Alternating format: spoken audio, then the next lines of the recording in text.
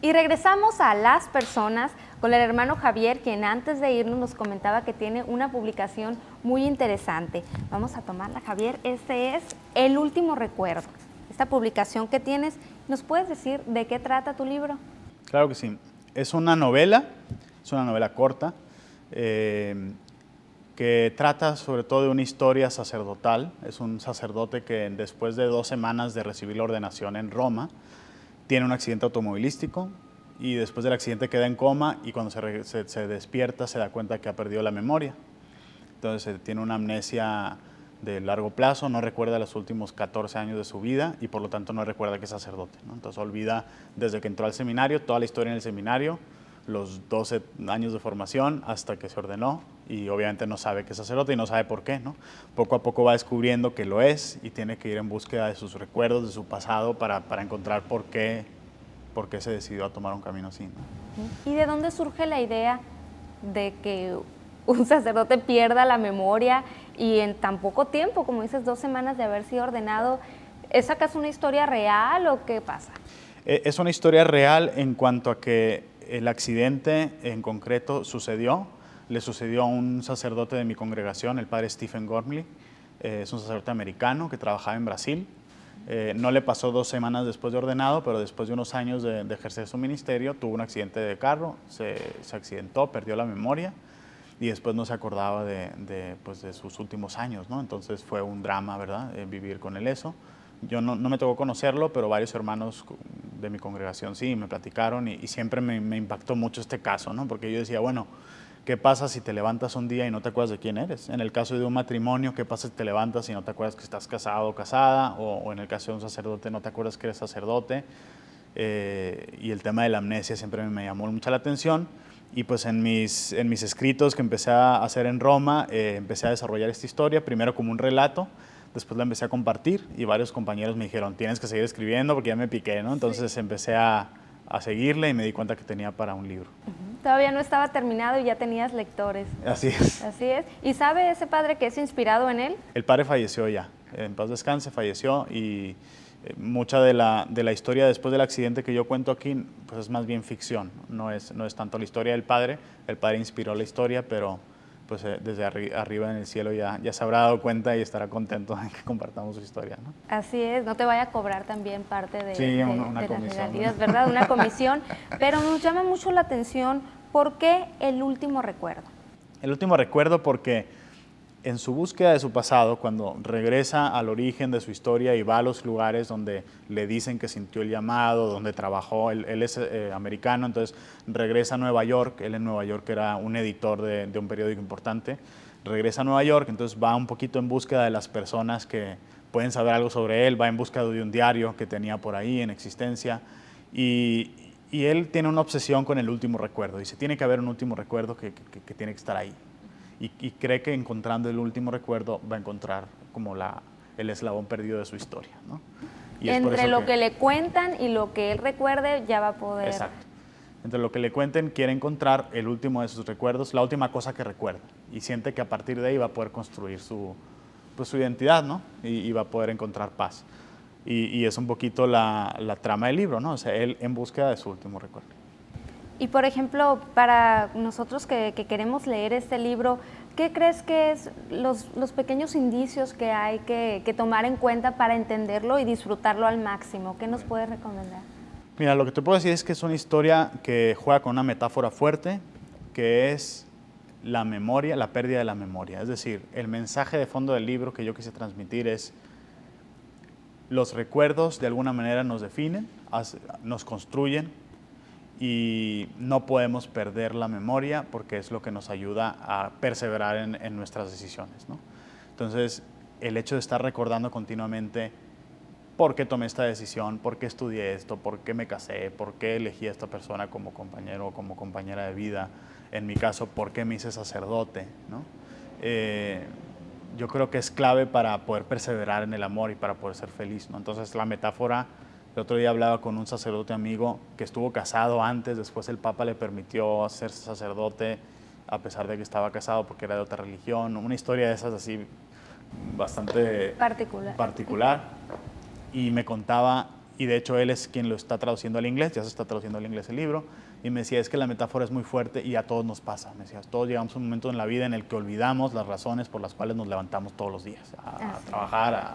Lo cotidiano nos hace olvidar. Entonces, el hecho de estar recordando y de cómo tengo que estar recordando cómo hacerle es muy interesante en tu libro, me dice, porque tú logras que el lector se vaya identificando y vaya recordando también sus razones, ¿no? Y por qué yo estoy haciendo esto y por qué. Entonces, acompañas al protagonista en una búsqueda de identidad, ¿no? ¿Concluyes que una persona no puede vivir sin recuerdos? Sí, concluye eso. ¿O no debe?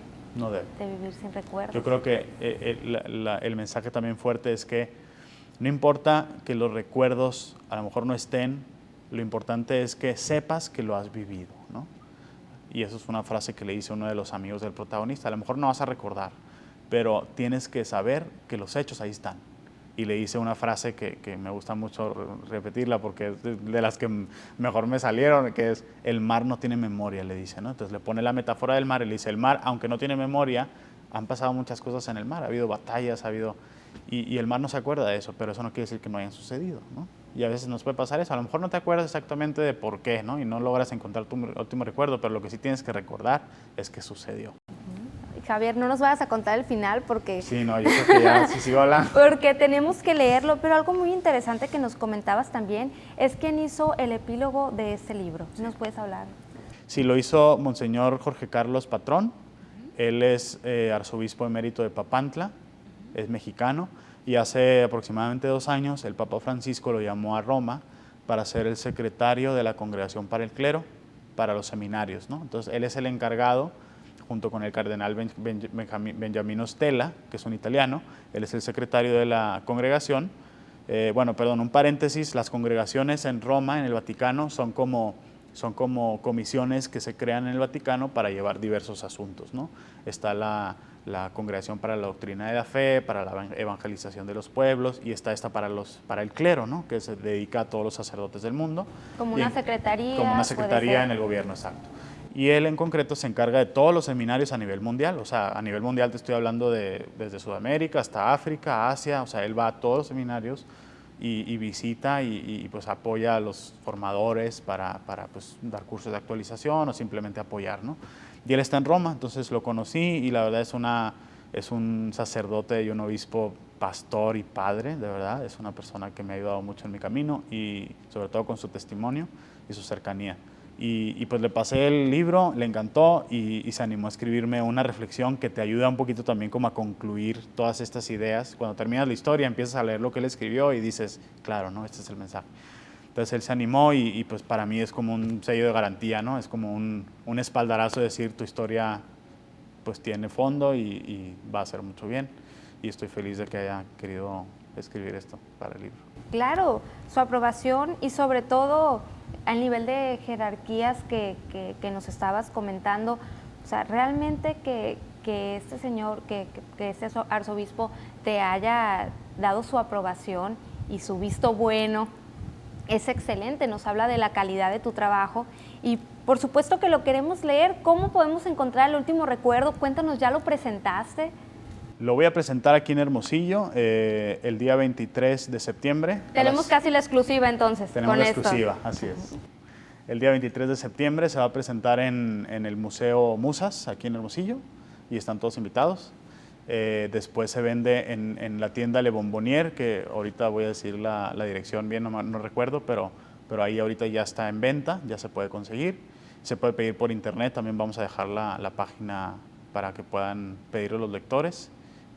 Y ya se está vendiendo en varias partes de México, gracias a Dios ha habido muy buena respuesta. Sí. Y nos hablabas también de una traducción al inglés. Se está traduciendo al inglés, al italiano, y estamos viendo si podemos conseguirla al alemán, y pues así para darlo más a conocer a otras partes del mundo, ¿no? Que para mí sería un honor y un privilegio. Pues eso es excelente, estás trascendiendo fronteras tanto en lo espiritual, en tus estudios, y ahora pues muchas veces dicen que para trascender hay que plantar un árbol, tener un hijo y escribir un libro, así que ya vas de gane, ya nos vas ganando a muchos, así que tenemos muchas ganas de leer El último recuerdo y sobre todo algo que nos comentabas, esa metáfora esa metáfora tan importante del libro que muchos necesitamos y debemos de poner especial atención. Exacto. Sí, es sobre todo la metáfora de la memoria, que a mí me ha llamado mucho la atención siempre, de estar recordando, de no perder. El Papa hace poco hablaba del peligro de caer en la amnesia, decía él, bueno, en el Alzheimer espiritual. Yo cuando lo leí, luego lo pensé en el libro, porque todo lo que es recuerdo y memoria ahorita me llama mucho la atención, y sí pensaba que más o menos esa es la metáfora que el libro quiere transmitir, ¿no? O sea, no podemos olvidar. En el Antiguo Testamento, cuando uno lee toda la historia de Israel, no sé si se acuerdan, cuando Dios saca de Egipto al pueblo y lo hace atravesar el Mar Rojo, lo libera de los egipcios. Hay una película del príncipe de Egipto, ¿no? que muestra ese paso por el Mar Rojo. Y después de unos años, porque pasan 40 años en el desierto sin ver la tierra prometida, y empiezan a olvidar lo que Dios hizo por ellos. Entonces llega un momento en que empiezan a adorar otros dioses y empiezan a adorar el becerro de oro. Es la típica historia que conocimos a lo mejor en el catecismo o en las clases de religión cuando éramos chiquitos. Es la mejor metáfora para describir lo que es el pecado a veces, ¿no? Más que decir es que ofendes a Dios, es que te vas a ir al infierno y bueno, algo tiene de verdad estas expresiones, pero sobre todo el hecho de olvidar a Dios. Nos olvidamos de nuestro origen, nos olvidamos de nosotros mismos y sobre todo nos olvidamos de Dios, y eso es lo que este libro quiere transmitir, ¿no? O sea, que nuestra identidad está en peligro cuando olvidamos a Dios y cuando nos olvidamos a nosotros mismos. Así es, y nos hablabas ahorita de tiempos, ¿no? 40 años en el desierto. Te tomó definitivamente bastante tiempo escribir el libro, pero ¿cómo te sientes al verlo terminado? Ya después de su publicación, ¿qué sentimiento hay? Mira, la verdad es una satisfacción muy grande, primero por el hecho de ver un libro tuyo y ver tu nombre ahí y decir, wow, ¿no? O sea, no estoy acostumbrado a ver mi nombre todavía ahí porque no pienso que sea nadie importante, y la verdad me llena de satisfacción verlo, ¿no? Y por otro lado, la verdad, me agrada mucho la idea de poder llegar a muchas personas. Me han escrito muchas personas que han leído el libro en lugares donde yo jamás he ido y jamás pienso ir, y me han llamado y me han dicho, o me han mandado mensajes y me han dicho, leí tu libro y me ayudó para esto, ¿no? Y cosas que ni siquiera yo había medido, ¿no? O había previsto, ¿no? Gente con la que nunca jamás a lo mejor pudiera haber hablado físicamente o encontrado, y esa para mí es la mayor satisfacción, poder transmitir un mensaje de Dios y llevar a Dios en corazones donde no hubiera podido encontrar otra manera, ¿no? Y para mí eso no tiene precio. Pues mensajes que nos estás transmitiendo, no solamente en tu libro, sino con esta agradable entrega. Nosotros volvemos en un momento más a las personas.